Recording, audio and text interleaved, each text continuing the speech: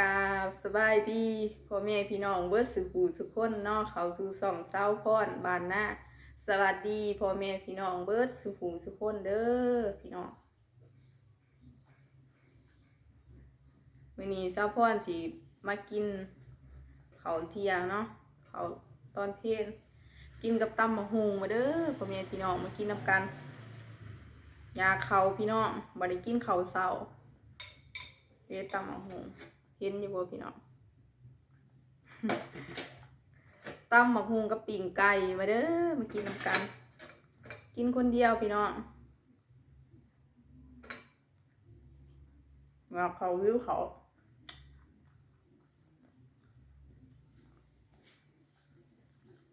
โอ้ยหนักนั่งแบบนี้เด้อ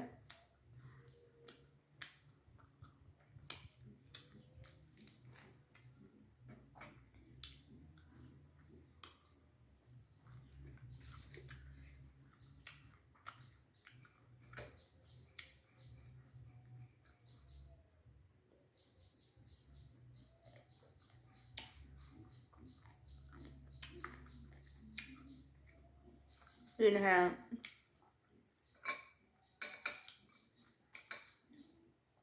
ปิ่งไก่พี่น้อง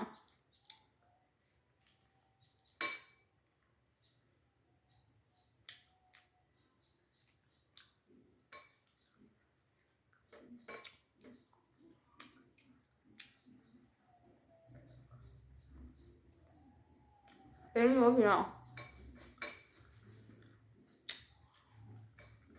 อยากเขาวิวเขาง่าย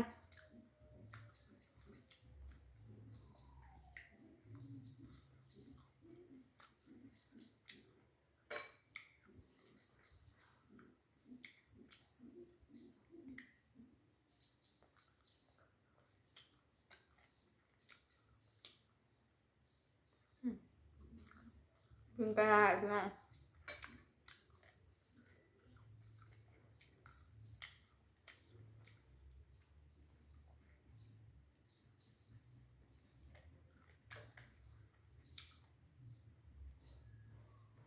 มือเพื่อนพี่น้อง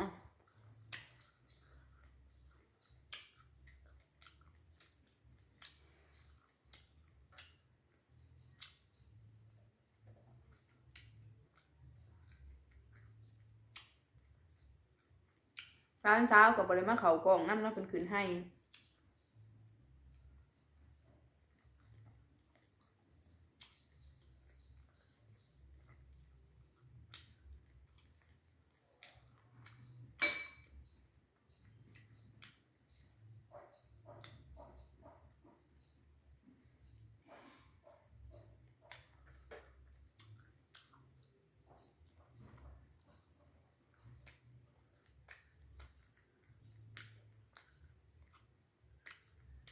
ก็สู้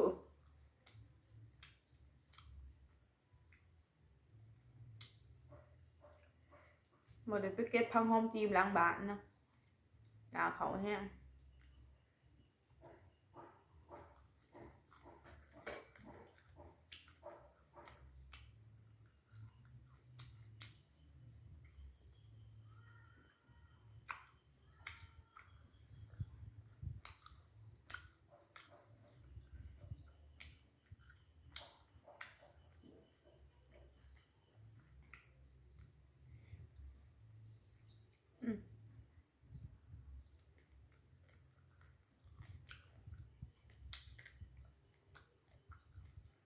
กะพี่น้อง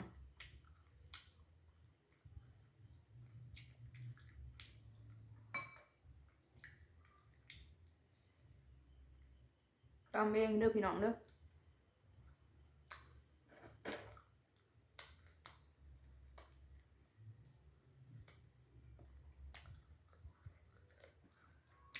อยากเขาอะ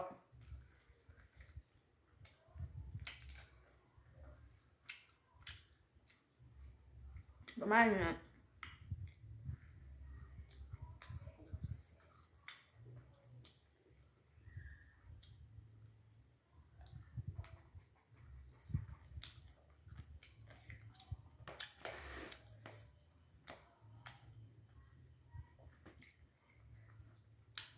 เขาเย็นพี่น้องเหนียวเหนียว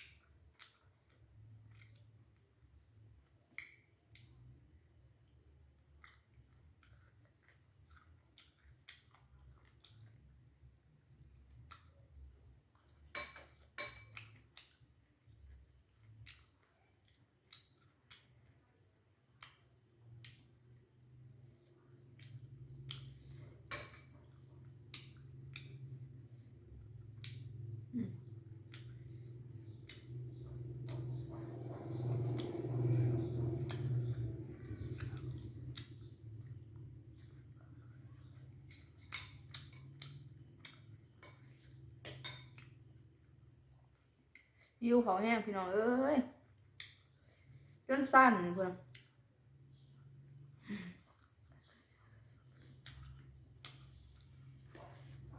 แผลหูคน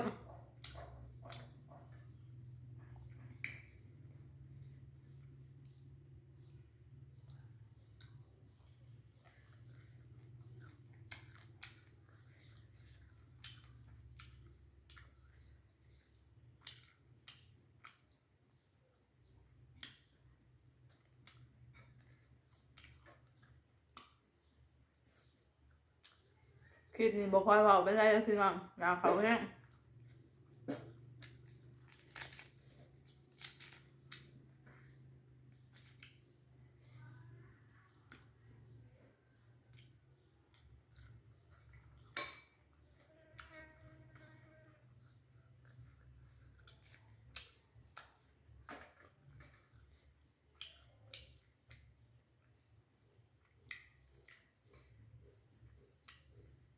ปิ้งไก่พี่น้องปิ้งไก่หน้าปรุงพี่น้อง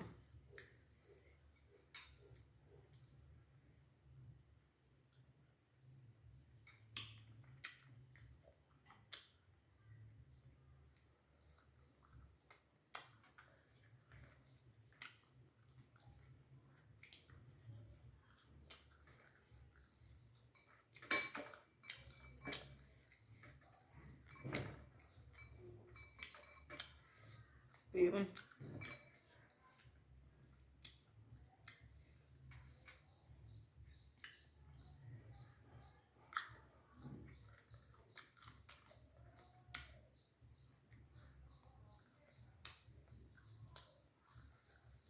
ใครยังวะ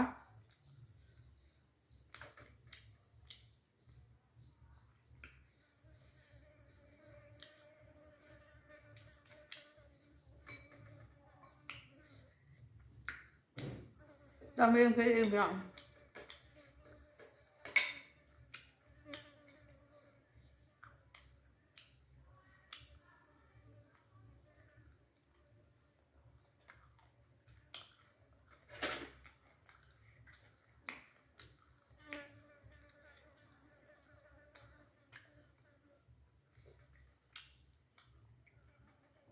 ตำมะฮุงมันบ่เผ็ดบ่แซ่บพี่น้อง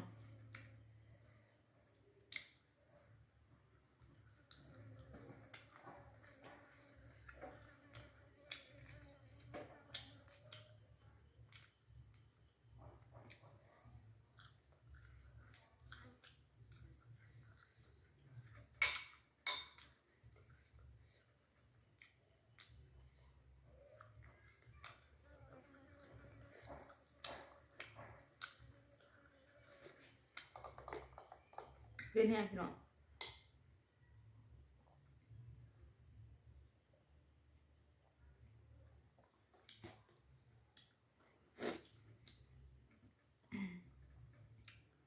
อยากเขาก้นสั่นพี่น้องเอ้ย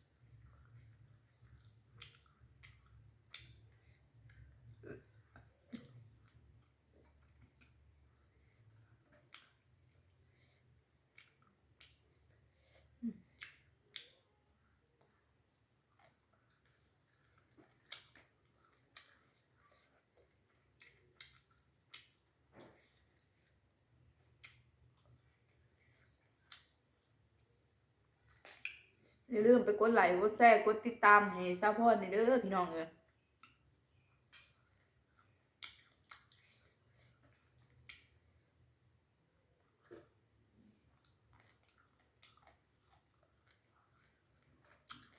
กินคนเดียวก็แซ่บอยู่เพอหิวเขาแฮะ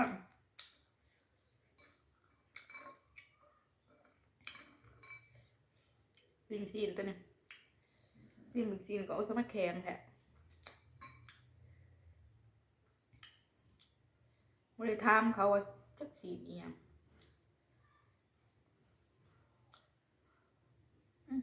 หยาบกินหยาบหน่อมันหยาบ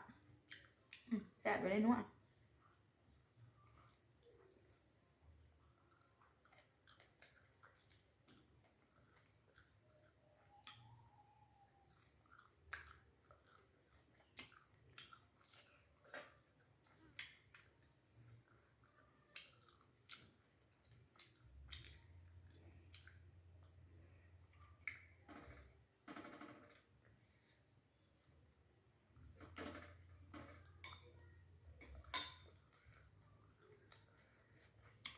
เป็นใส่มือเนี่ยแกะ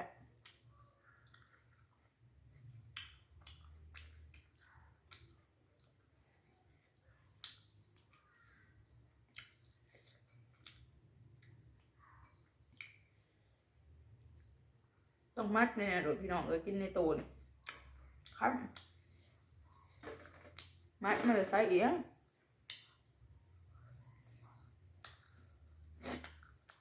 นางดูบาดดูฮะ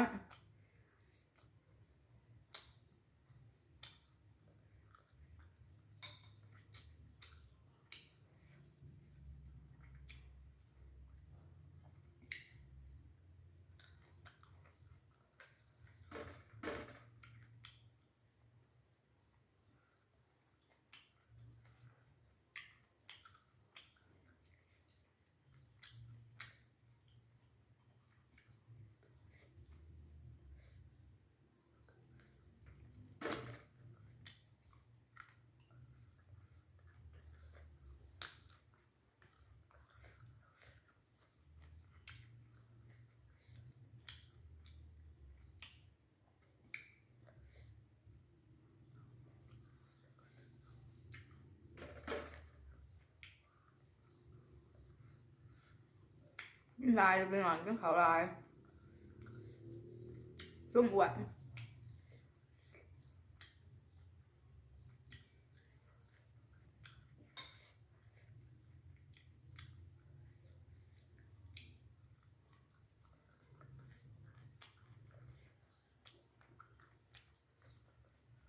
หวานแห้งเลยน้ำหนักขึ้นเฮ็ดคลิปนี่แห้งแล้วแห้งกินเลย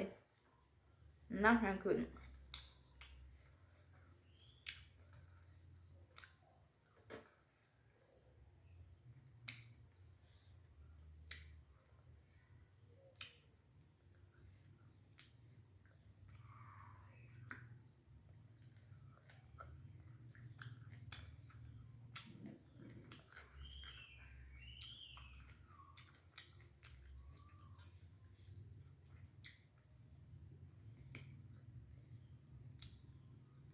คลิปเฮาบริตัดยังออกด้วยพี่น้องบริการบริเว้า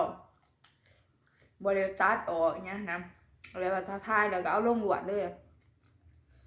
สะพอนบริตัดเด้อแบบเป็น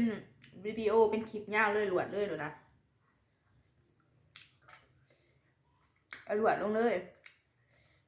ให้เบิ่งกับเบิ่งเนาะให้ผู้อยากเบิ่งกับการพานอะไร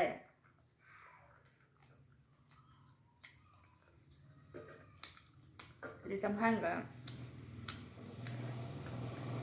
เป็นไปได้ก็อยากให้เบิ่งเลยเนาะพี่น้อง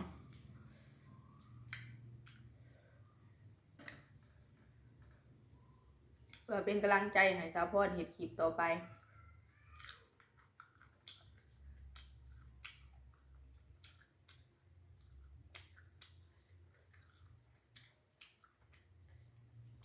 ก็ได้เบิ่งพี่น้องต้องมัดแน่ๆ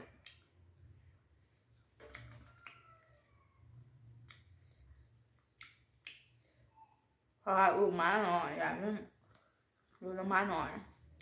ติด มันผงไข่โตเนาะ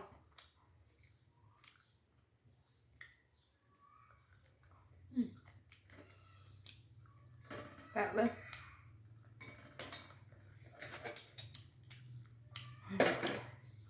แกะไปยาเขาจังสั้นพี่น้องจมูกมีแห้งสิวะ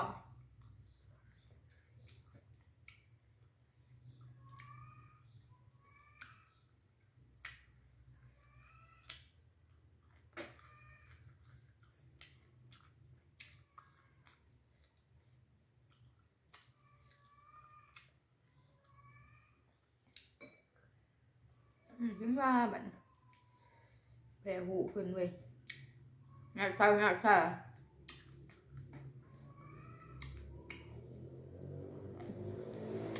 ูอีกมั้ง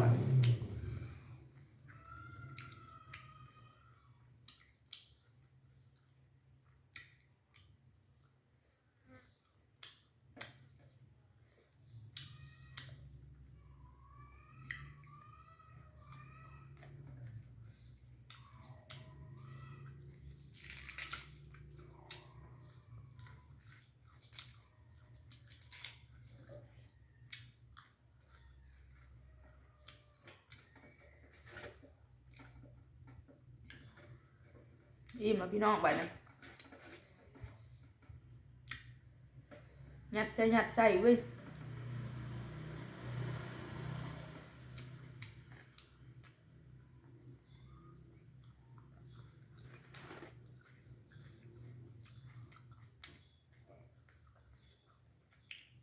บอกว่าสามอย่างอย่างละหนึ่ง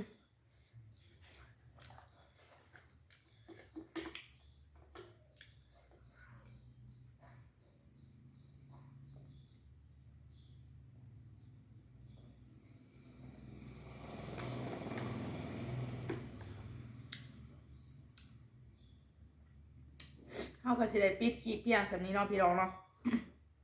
อย่าลืมพากดไลค์กดแชร์กดติดตามเพื่อเป็นกำลังใจให้สาวพ่อเฮ็ดคลิปอีกต่อไปเนาะถ้าเบาจ้าบ่สู้ภาพหรือว่าพี่ผาดประกันใดก็ขอโทษขออภัยนำหลายๆเด้อพ่อแม่พี่น้องเอ้ยถ้า FC พังไทยเขามาเห็นกันอย่าลืมติดตามส่องสาวพรนี่เด้อเพื่อเป็นกำลังใจให้สาวพรเฮ็ดคลิปอีกต่อไปสาวพรก็สิได้จบคลิปเพียงส่ำนี้เนาะสบายดีบาย